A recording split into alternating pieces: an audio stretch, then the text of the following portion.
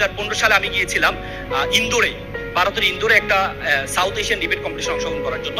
আসার পথে মুম্বাইতে আমাদের একটা ট্রানজিট ছিল, একদিন ছিলাম সেখানে। একটা চিড়িয়াখানা দেখতে পেলাম, ডারউইন চিড়িয়াখানা। তো ডারউইন চিড়িয়াখানা দেখলাম, ঢুকার পরে দেখি 3টা মূর্তি দাঁড়ানো আছে। একটা মূর্তি 2 চোখে হাত, একটা মূর্তি 2 কানে হাত, একটা মূর্তি মুখে 2 হাত। তা আমি জিজ্ঞেস করলাম, হিন্দিতে লেখা আছে, আমি বুঝতে পারলাম না। জিজ্ঞেস করলাম কি লেখা আছে, বললো যে মুখে 2 হাত মানে আমি খারাপ কিছু বলবো না, কানে 2 হাত মানে আমি খারাপ কিছু শুনবো না, চোখে 2 হাত মানে আমি খারাপ কিছু দেখবো না। আমার খুব দাগ কেটেছে। কত তো সত্য, তুমি যদি খারাপ কিছু কাউকে না বলো তাহলে তুমি কোন খারাপ কিছু শুনবাও। তুমি যদি খারাপ কিছু না শোনো তাহলে তুমি খারাপ কিছু কি বলবাও না। সেখানে দেখলো একটা বানর ধরার প্রক্রিয়া দেখাচ্ছে। একটা খাঁচার মধ্যে ছোট্ট একটা ছিদ্র রাখা হয়েছে। বানর আবার বাদাম পছন্দ করে, ভিতরে বাদাম রাখা হয়েছে। বানর বাদামটা নেওয়ার জন্য যখন হাতটা নেয়, হাতটা তার বড় হয়ে যায়, সে হাতটা বের করতে পারে না। পরবর্তী সে ধরা খেয়ে যায়। সে চাইলে বের করতে পারে, বলতো কিভাবে? কিভাবে বলতো?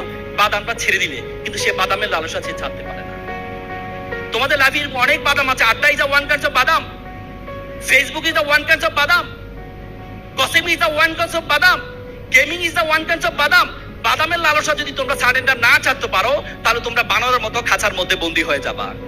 এপিজে আবুল কালাম বলেছে, প্রজাপতির পিছনে ঘুরিও না, ফুলের চাষ করো, প্রজাপতি তোমার পিছনে ঘুরবে।